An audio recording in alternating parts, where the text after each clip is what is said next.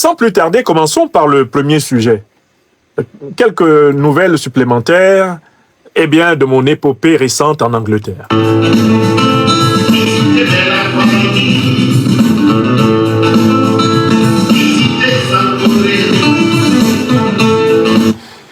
J'étais en Angleterre. J'aurais dû y arriver le soir du vendredi 10 mai 2024. Et comme vous le savez, j'en ai été empêché par la police aux frontières instrumentalisée par M. Emmanuel Macron en pleine dérive dictatoriale en France contre les libertés publiques. Une police aux ordres qui possède une fiche signalétique me présentant sans le moindre fondement comme un individu profondément dangereux. Une telle fiche, une notice d'une couleur rouge écarlate et qui m'attend à l'entrée et à la sortie de tous les aéroports de France, explique que chaque fois que je me présente aux frontières de ce pays depuis 2021, c'est-à-dire depuis l'année du commencement de ma persécution par le régime de M. Macron en raison de mes critiques de la politique africaine de la France, je vis toujours des épisodes rocambolesques, dignes de romans policiers, quand je me présente aux frontières de France.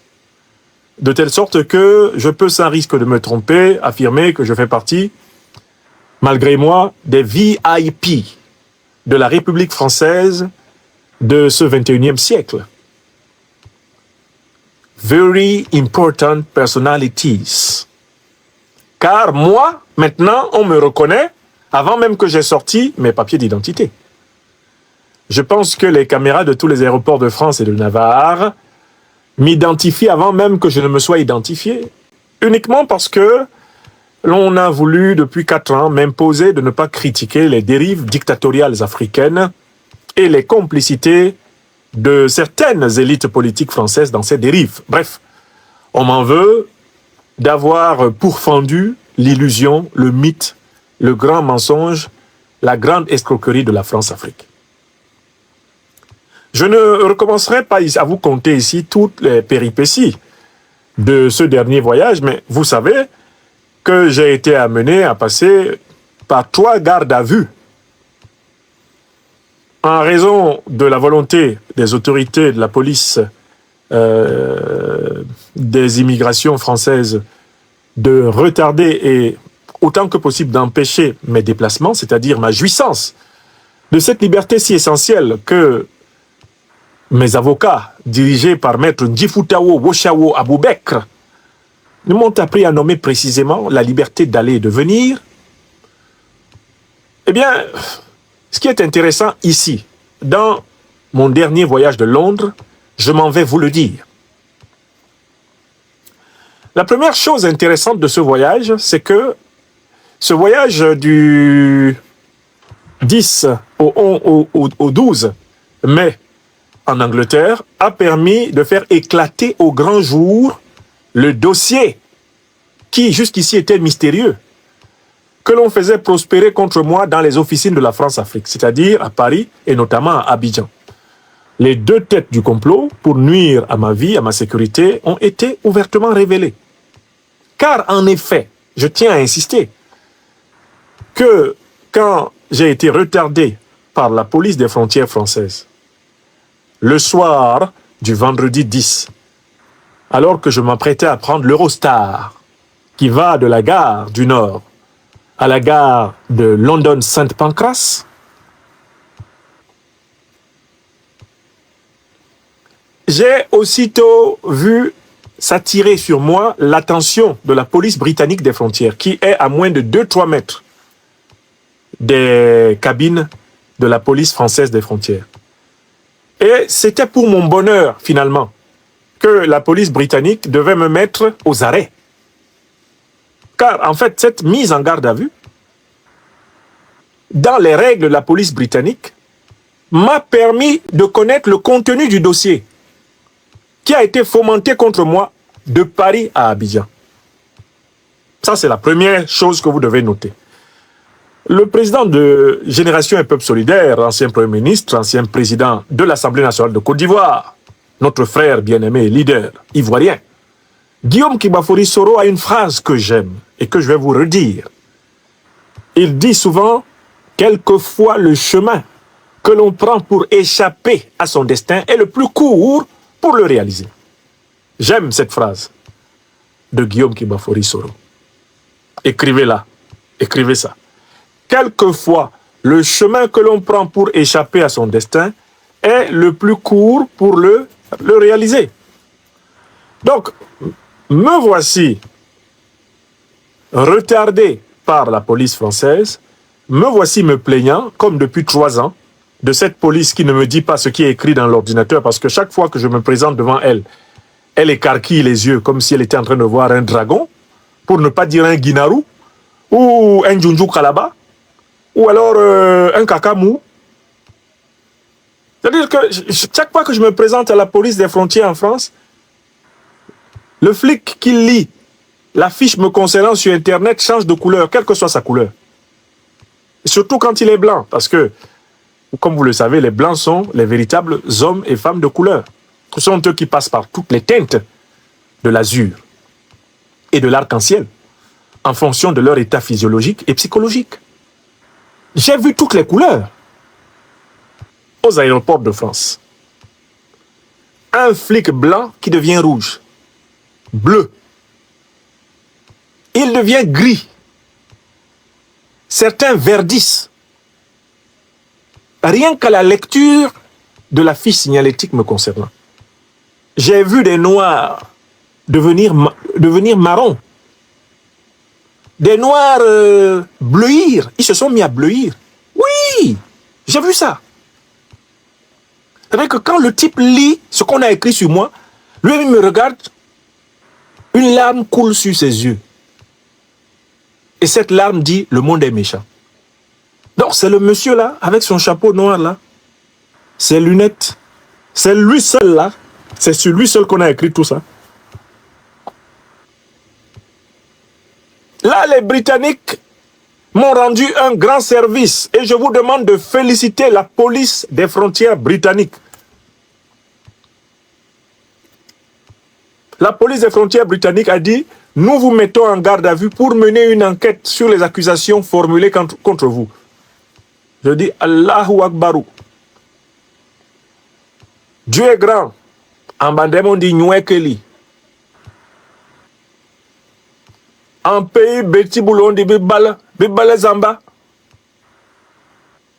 Nala Moraoua, aujourd'hui, celui qui doit mourir va mourir. La vérité va sortir. Nel et Youm, dans mon pays natal, a chanté Katopila Muna Yaounde Mona, Bebele Jom Tebo e Bofo, Amama Jom Tebo e Bofo. Ce qui doit arriver va arriver. Donc la police britannique a ouvert les livres mystérieux de la France-Afrique. Elle les a étalés devant moi, page après page. D'abord, ils ont demandé, côté français, qu'on leur donne les faits que j'ai posés pour être fiché S, c'est-à-dire individu dangereux. Pourquoi ce monsieur est fiché S? On ne vous demande pas de nous expliquer ce que veut dire un individu dangereux. Ça, les étymologies permettent de le savoir. Mais donnez-nous les faits qu'il a commis. Les faits, les faits. Il est dangereux, il a fait quoi?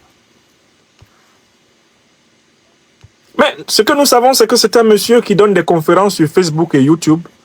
Il écrit des livres qu'il publie à l'Harmattan, aux éditions du Net à Paris, aux éditions Balafon à Abidjan.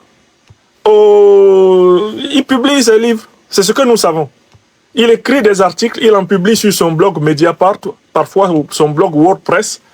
Quelques-uns sortent dans Russia Today. Il est même arrivé que certains de ces articles sortent dans Jeune Afrique. C'est ce que nous connaissons de ce monsieur. Il a fait quoi d'autre? Donc, ils ont interrogé les autorités françaises. Aucun fait ne leur a été rapporté. D'où ils m'ont permis d'entrer en Angleterre. Et quand on est arrivé là-bas, ils m'ont révélé qu'il y a quelqu'un d'autre qui m'a chargé auprès de la frontière anglaise. C'est Alassane Ouattara, qui a une notice longue. C'est-à-dire que ce que le régime Macron a mis sur moi n'est rien à côté de ce que le régime Ouattara a mis sur moi. Et le régime Ouattara lui demande même qu'on me menotte, on me saucissonne, on me livre à lui. Hein? Est-ce qu'on peut être méchant comme ça?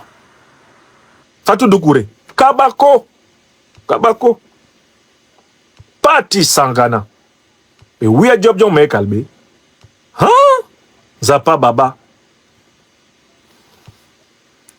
Donc Alassane Ouattara est assis en Côte d'Ivoire et il demande à l'État britannique d'arrêter un citoyen natif du Cameroun avec une nationalité adoptive française, de l'arrêter à Londres Sainte-Pancrace et de le lui livrer à Abidjan. Et à cet instant précis, moi je me souviens que j'entends souvent sa voix ici, dans mon téléphone rouge. Ouattara, il a menti autour de lui et il a cru en son mensonge. Mais, Dominique, c'est dans son téléphone rouge que je l'entends toujours. Mais, Dominique, je te le dis. Hein? Oui, chou, Dominique. Il sera pris à Londres Saint-Pancrace. Il sera pris à Londres Saint-Pancrace. Il sera menotté jusqu'aux narines. Hein? Oui. Mais c'est qui le meilleur? C'est Ado. Mais Dominique, est-ce que tu te rends compte que j'ai gouverné l'Angleterre pendant pratiquement 3 ans? Tu sais, tous les premiers ministres anglais, c'est moi qui... Mais j'ai gouverné plus de 200 pays. Chou, t'as gouverné 250 pays. Non, Dominique, dans ma songe, il y a dosage. Donc, en fait, le monsieur, là, il est assis à Abidjan, il ment et il croit. Non, mais Alassane Ouattara exagère. C'est-à-dire que ce type-là, il humilie notre terre ivoirienne. On n'avait jamais eu un président aussi nul. Depuis que la Côte d'Ivoire existe, là, il n'y a pas un président qui a fait des nullités aussi nulles. Des nullités nullissimes.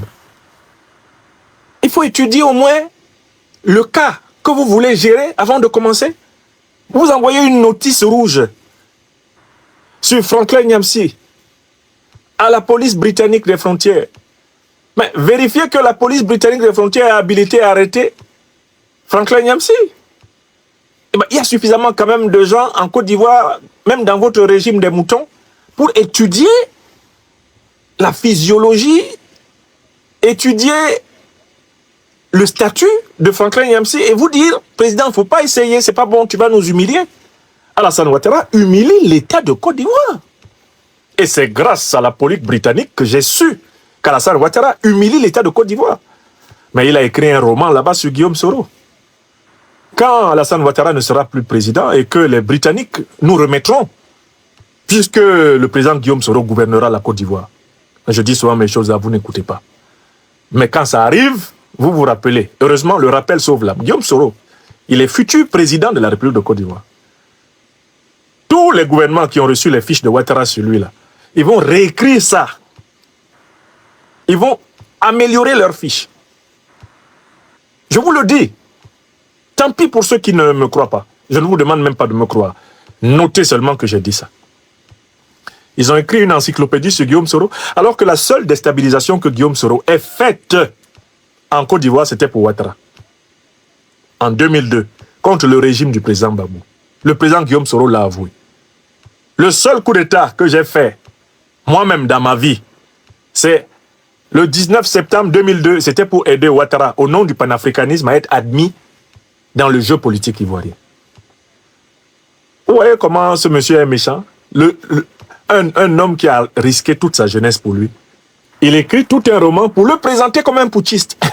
Voilà quelqu'un qui est entré en politique grâce à un putsch et qui veut exceller dans l'art de putchiser tout le monde autour de lui. Donc, j'insiste que le voyage de Londres a été donc l'occasion de la révélation du complot de la France-Afrique contre moi. Plus personne dans le monde n'ignorera que c'est cette complicité entre l'élite française corrompue et l'élite africaine, notamment ivoirienne corrompue. C'est cette complicité qui me persécute. Et je vous préviens, quoi qu'il m'arrive, c'est eux, les responsables. Au premier chef, M. Emmanuel Macron, président actuel de la République française. Je dis bien, quoi qu'il m'arrive, c'est lui. Vous avez écrit, vous avez noté, écrivez ça. Alassane Draman Ouattara se présente comme l'inspirateur en chef de cette campagne. Parce que lui, il ne sait pas combattre ses ennemis à la régulière.